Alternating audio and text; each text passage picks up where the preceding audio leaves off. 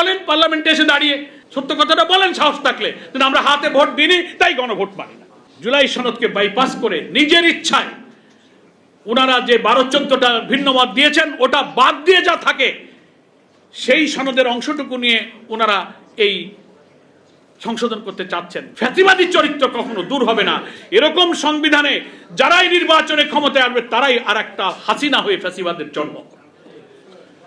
ফলে আজকের এই সেমিনার, আজকের এই প্রবন্ধের আলটিমেট টার্গেট হচ্ছে একটি বৈষম্যহীন রাষ্ট্র যে স্বপ্ন আমাদের জুলাই যোদ্ধারা দেখেছিল তা দেখতে গেলে গণভোটের গণরায়কে বাস্তবায়ন করার জন্য, যেহেতু আপনি 30 দিনের মধ্যে সংস্কার পরিষদের মিটিং ডাকেননি, সংস্কার পরিষদের মিটিংয়ের ট্রেন মিস করেছেন, আসলে আপনি পার্লামেন্টে বলেন যে হ্যাঁ 30 দিনের টাইমটা তো চলে গেছে, আপনারা আসেন আমরা মিলে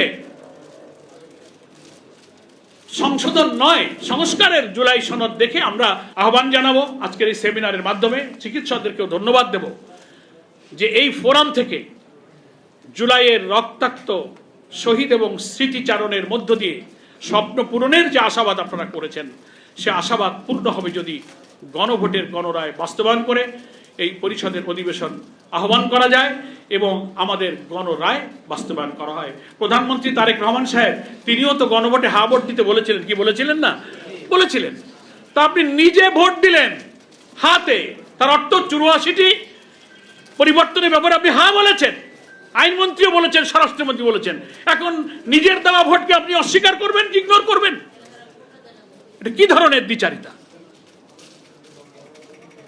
আর যদি বলা হয় যে আপনারা এতদিন বলেননি এখন কেন বলছেন, তো ওই যে বলে যে তখন বলিনি এজন্য যদি ভোট না হয়, এর আর এক বালখিল্যতার কথা। ভোট না হয় মানে একই দিনে কোন সময় কি ভোট হবে এটা তো লন্ডন কনস্পিরেসি করে আপনারাই সব ঠিক করে আসছেন। আবার ভোট হবে না মানে আমরাই তো আগে গণভোট চেয়েছিলাম, আমরাই আগে স্থানীয় সরকার নির্বাচন ছিলাম, মনে আছে কিনা আপনাদের?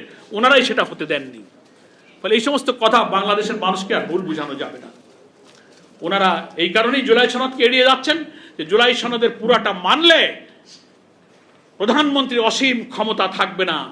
প্রধানমন্ত্রী যা ইচ্ছা, হাসিনার যা ইচ্ছা তাই করেছে, ক্ষমতাসীন দলের প্রধানমন্ত্রী সেই ক্ষমতা তার কাছে রাখতে চায় বলে তারা জুলাই সনদকে অ্যাভয়েড করছে। এই ঐক্যমত্য কমিশনে প্রধানমন্ত্রীর ক্ষমতার লাগাম টানা হয়েছে, প্রেসিডেন্টের ক্ষমতার ভারসাম্য রক্ষা করা হয়েছে। এইটা ওনারা মানতে রাজি না, সব নোট অফ ডিসেন্ট দিয়েছে। ফলে গণভোট মানতে হবে, কারণ গণভোটের 4টি প্রশ্নে কোনো নোট অফ ডিসেন্ট নাই। নোট অফ ডিসেন্ট আছে জুলাই সনদে। এই জন্য দেখবেন খেয়াল করে ওনারা কিন্তু জুলাই সনদ অক্ষরে অক্ষরে মানবে এ কথা বলে, কিন্তু একদিনও কিন্তু বলে নাই যে আমরা গণভোটের রায় মেনে নেব, তা কিন্তু বলেনি। অর্থাৎ সেই গণভোটে ওনারাই হা ভোট দিয়েছেন, কিন্তু সেটা মানবো তা তারা বলেন। আর ওনারা বলেন যে বিরোধী দলের উপরে জামাতের উপরে ভূত চেপেছে, তারা মুনাফেক। তা আপনাদের এত নির্জলা দেওয়া কথা যখন ভঙ্গ করেন, আপনারা আমাদের মুনাফেক বলেন, তা আপনাদেরকে ইমানদার বলবো? নিজের দেয়া ভোট অস্বীকার করেন, একই সাথে একই মায়ের পেটে জন্ম নেওয়া 2 সন্তানের জাতীয় ভোটটা মানেন, গণভোটটা মানেন না। এটা দ্বিচারিতা হয় না? এটা ইমানদারি হয়? এগুলোর আর না হলে বলেন পার্লামেন্টে এসে দাঁড়িয়ে যে হ্যাঁ আমরা গণভোটে হাতে ভোট দিতে বলেছিলাম, ভুল বলেছিলাম, আসলে আমরা নিজেরা হাতে ভোট দিই নাই। এটা বলেন পার্লামেন্টে, সত্য কথাটা বলেন সাহস থাকলে, কিন্তু আমরা হাতে ভোট দিইনি তাই গণভোট মানি না।